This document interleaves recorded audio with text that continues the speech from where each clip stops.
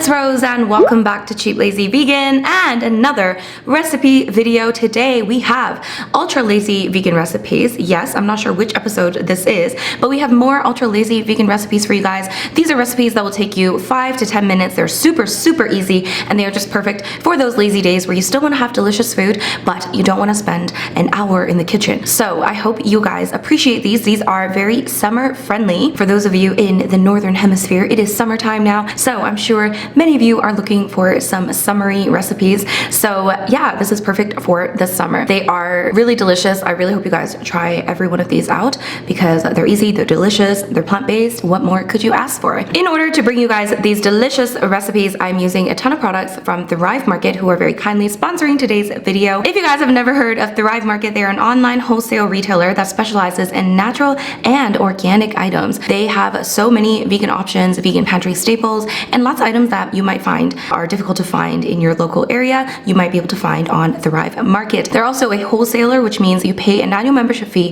of $60 and that gives you access to discounted items. Their items are usually marked at 25 to 50% off retail value, so it's a really great place to shop. And of course, to make things even better, they're giving you guys an additional 25% off your first order. So yes, it is an additional 25% off your already discounted items, so it's going to be an awesome deal. If you've never shopped at Thrive Market, definitely check them out. The link is down below for you to shop and get that discount. So I would like to thank Thrive Market once again for sponsoring today's video. If you guys want the written recipes, I will link a blog post down below or multiple blog posts down below with the written recipes so that it's easy for you to navigate.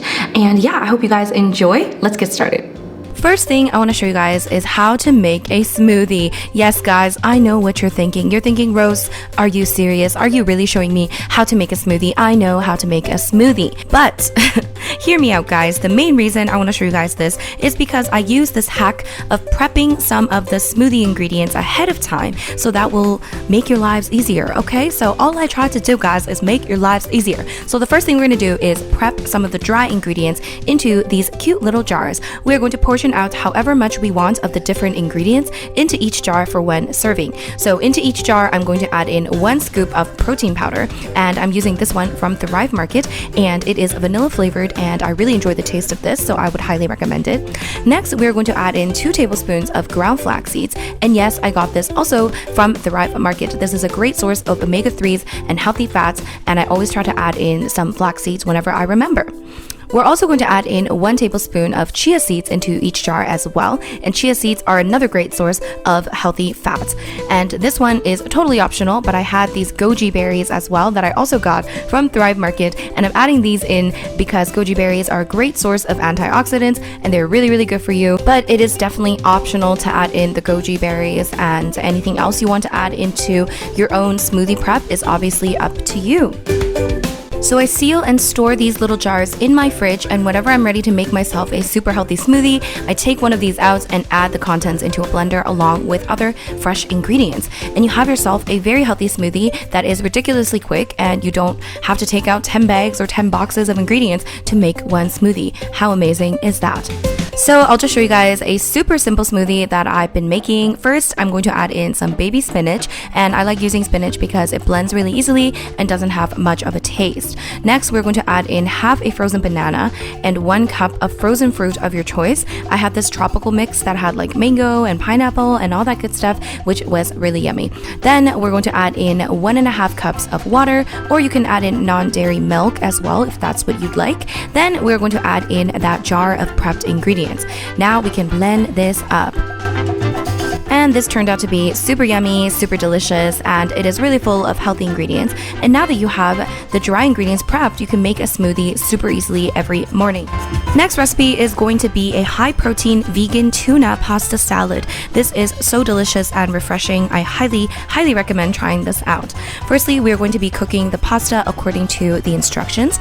I'm using this one by Banza, which I got from Thrive Market, and this is a chickpea pasta, and that makes it super high in protein. This pasta is made from chickpeas, guys. So 1 serving of 3.5 ounces contains 25 grams of protein, which is incredible. And you can use whatever pasta of your choice, but I really like this one because it's already really high in protein and it's delicious. While the pasta is cooking, we're going to add the rest of the ingredients in a large mixing bowl. We're going to add our fish-free tuna. So I'm using this new Good Catch fish-free tuna, which I've been wanting to try for a while, and I really enjoyed this in this pasta salad because it doesn't have a very strong taste that's off-putting, and it has a very similar texture to real tuna. So it's not exactly like tuna, but in this pasta salad, because it has a mild fishy flavor, it really plays that role very well.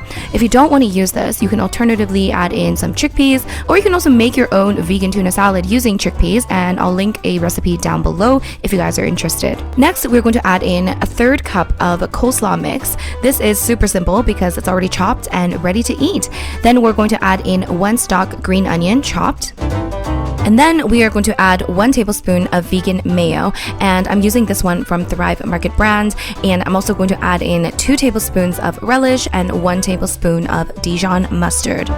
And once the pasta is finished cooking, we're going to drain and rinse thoroughly in cold water. Make sure that pasta is nice and cold. And then we're going to add that pasta into the large bowl and mix everything very well until nicely combined.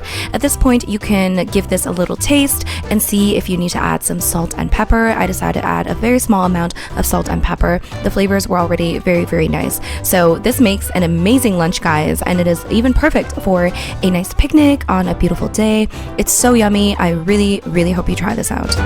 Our third recipe is going to be an easy vegan pancakes recipe using a pancake mix. I feel like lots of people might not know that pancake mixes are vegan friendly, and they might not know how to substitute for eggs and other things, so I thought I would show you here.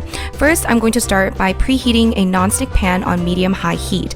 Then in a large bowl, we're going to add in our pancake mix. I'm using this one by Bob's Red Mill, which you can find on Thrive Market, and instead of complicating things, I'm basically taking the instructions on the box and substituting for vegan-friendly ingredients. So instead of using 2 eggs, we're going to be using 1/2 cup of applesauce. Applesauce makes a great substitute for eggs in baking and in pancakes, and it also adds another element of sweetness into the recipe, which is great.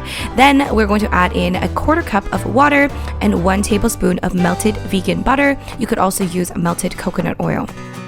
And it's that simple. We're gonna take it back to the pan, and I'm not gonna lie, guys, I did burn the first batch because the heat was way too strong, and I do think the sweetness from the applesauce does make it kind of burn a little bit. So I'm going to turn the heat down to a medium-low and add in a small amount of oil onto the pan. Then we're going to add 1/4 cup of the batter per pancake onto the pan and cook for about 2 to 3 minutes, or until the edges begin to set, and then flip and cook until golden brown on each side.